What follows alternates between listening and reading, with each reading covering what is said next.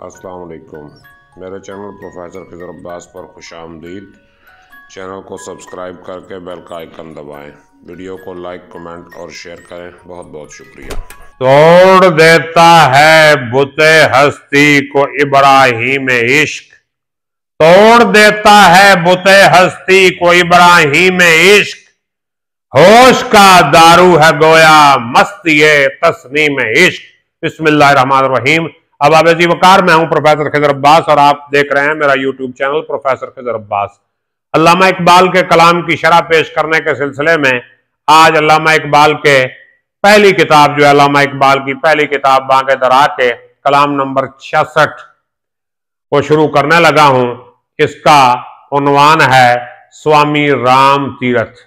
तो स्वामी राम तीरथ अल्लामा इकबाल के दोस्त थे, यूं समझ लें हिंदू थे, पंडित थे, लेकिन यूं समझ लें कि वो हिंदू होकर भी हिंदू नहीं थे, सूफी मनुष्य इंसान थे। तो तसव्वुफ के बड़े जो है वो कायल थे, सन्यास उन्होंने ले लिया। तो उनकी जिंदगी के बारे में जो है मैं आज एक किताब पढ़ रहा था रिख्ता.com पे, तो मैं इसकी वीडियो की डिस्क्रिप्शन में जो है उस किताब का लिंक भी शेयर कर दूंगा, वो भी आप देख सकते हैं। तो ये अल्लामा इकबाल के दोस्त थे, प्रोफेसर थे, बहुत पढ़े लिखे इंसान थे और 1906 में ये नहाते हुए दरिया में डूब के फौत हो गए। तो अल्लामा इकबाल ने उनकी वफात पर जो है ये नज्म लिखी और अपनी मोहब्बत और अकीदत का इजहार जो है वो उनके साथ किया। तो हिंदुओं में जो है ना एक तहरीक चली थी, भक्ति तहरीक, तो उसमें वो कहते थे कि बुत परस्ती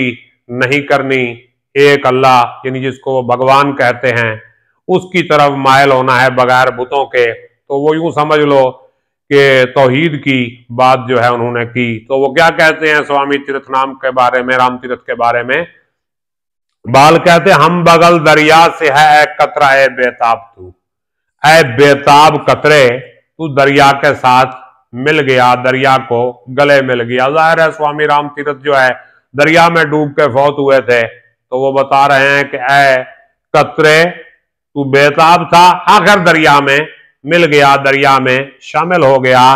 पहले गौहर था बना अब गौहर है नायाब तू, मोती तो तू पहले भी था, अब तू एक नायाब मोती बन गया। ऐसा मोती जिसकी कोई मिसाल ही नहीं, जिसकी कोई कीमत ही नहीं भर सकता, तू एक अनमोल गौहर और नायाब मोती बन गया। और आह खोला किस अदा से तूने राजे रंगोबू, और तूने किस अदा से रंगोबू का राज खोला। तो तसव्वुफ के मज़ामीन जो है किस तरह तूने खोले। तो ये राम तीरथ जो है ना ये सन्यास ले गए थे, दर के दुनिया कर चुके थे। तो मुख्तलिफ मुल्कों की इन्होंने सैर तफरी की, तबलीगी दौरे किए और तसव्वुफ के असरार और रमूज जो है बयान करते थे। अल्लामा इकबाल खुद सूफी थे, तो वो इनसे जो है बहस व तमहीस होती रहती थी। तो बड़े अकीदतमंद थे ये इकबाल इनके और ये इकबाल के। मैं अभी तक हूं असीर इम्तियाज रंगोबू, यानी तूने तो रंगोबू का राज खोल दिया, लेकिन मैं अभी तक रंगोबू का इम्तियाज कर रहा हूं, यानी रंगो नस्ल के इम्तियाज से मैं भी निकल नहीं पाया। अभी तक रंगो नस्ल का इम्तियाज जो है वो मेरे साथ चल रहा है। और मिट के गोगा जिंदगी का शोरश मैशर बना, यानी जिंदगी का जो शोर शराबा था ये खत्म हुआ और कयामत के शोर में बदल गया। और ये शरारा बुझ के आतश खाना है आजर बना। तो ये शरारा, ये चिंगारी जो है बुझने के बाद आजर का आतशकदा बन गया, यानी जल रही थी तो चिंगारी और बुझ गई तो आतशकदा बन गई। यानी तेरा पैगाम जो है वो तेरे मरने के बाद और ज्यादा जोर शोर से और जोश से पैदा हुआ। आमतौर पे ऐसा ही होता है, जब तक इंसान जिंदा है उसकी कोई कदर नहीं करता, और जब मर जाए तो उसके बाद फिर सेमिनार हो रहे होते हैं और उसके नाम के जो है वो झंडे गड़े होते हैं, लेकिन वो बंदा मर चुका होता है। तो कदर वही होती है जो जिंदगी में हो जाए, क्योंकि उसे भी पता चल जाता है कि किसी ने मेरी कदर की है। तो जिंदगी तो नाकदरी में गुजार दी और मरने के बाद उसके नाम पे अवार्ड दिए जा रहे हों, सेमिनार करवाए जा रहे हों, इसका कोई फायदा नहीं होता। लेकिन बहरहाल एक तरह से उसके चाहने वालों को तो तसल्ली हो जाती है कि हमारे महबूब की कदर हुई तो है, मगर मरने के बाद सही, चलो कभी तो हुई। और नफिये हस्ती करिश्मा है दिल आगाह का। नफिये हस्ती, अपनी हस्ती का इनकार, नफ्स कुशी, अपने नफ्स को मारना, ये तसव्वुफ में ये चीज जो है बड़ी अहमियत की हामिल है, क्योंकि तसव्वुफ के रास्ते पर वही चलता है जो अपनी मैं को मारेगा, अपनी अना को मारेगा। यानी दरवेशी लाइन में वही बंदा आएगा जो अपनी अना को मार देगा, मैं उसके अंदर नहीं होगी। मैं को मार के वो बंदा जो है तसव्वुफ में आ सकता है। तो नफिये हस्ती करिश्मा है दिले आगाह का, ला के दरिया में निहा मोती है इल्लल्लाह का। यानी ला नफी के दरिया में इल्लल्लाह का मोती मौजूद है, क्योंकि कलमा जो है उसमें पहले इनकार है फिर इकरार है। इनकार हर बातिल का इनकार है, फिर उस सच्चे खुदा का इकरार है। सच्चे का इकरार उस वक्त तक फायदा नहीं देता जब तक हम झूठे का इनकार नहीं करेंगे कि झूठे को भी मानी जाओ, सच्चे को भी मानी जाओ। ये फिर ईमान नहीं, ये मुनाफिकत है। तो क्या कहते हैं, नफी हस्ती एक करिश्मा है दिल आगाह का। यानी जब दिल पर हकीकत के राज खुलते हैं तो वो अपनी हस्ती का इनकार कर देता है, नफ्स को मार देता है, मैं को खत्म कर देता है। तो वो इंसान क्या होता है, फिर अपनी हस्ती से आगाह होता है, उसे पता चलता है कि मैं क्या हूं। और ला के दरिया में निहा मोती है इल्लल्लाह का, यानी इनकार के अंदर ही असल चीज जो है वो छुपी हुई है। यानी जब ला इलाहा हम कहते हैं तो उसमें से इल्लल्लाह निकलता है। यानी हर झूठे माबूद का इनकार एक सच्चे के इकरार की तरफ हमें ले जाता है।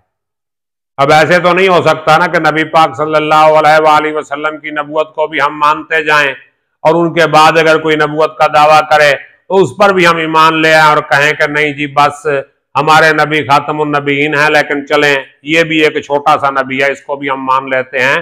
तो ये सरासर मुनाफिकत है, कुफ्र है, इस्लाम से बाहर जाने वाली बात है। यानी झूठे का इकरार जो है वो सच्चे के इनकार के बराबर होता है। और चश्मे नाबीना से मख्फी मानिए अंजाम है।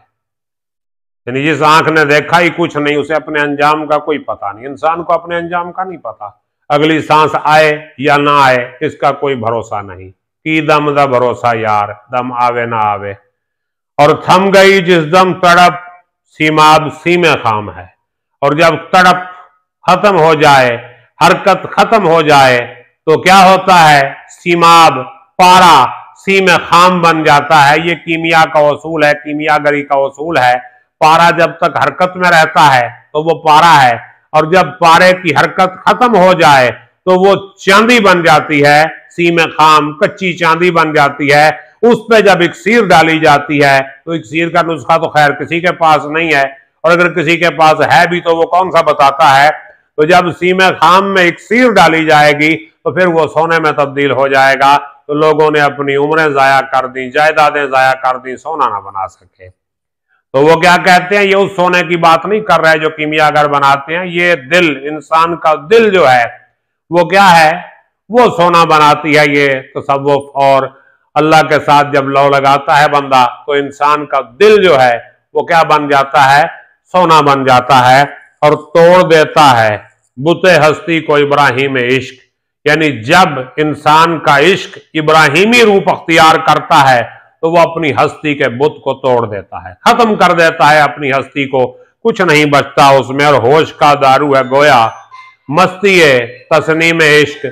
और हकीकत में होश की जो दवा है वो क्या है, मस्ती तस्नीम इश्क। यानी इश्क की जो मस्ती है वो एक तरह से होश की दवा है। उम्मीद है आपको ये लेक्चर समझ आया होगा। अगर कोई बात समझ नहीं आई तो मेरे साथ कमेंट करके पूछिए, मैं आपको जवाब दूंगा। अपना ख्याल रखिएगा। अल्लाह हाफिज।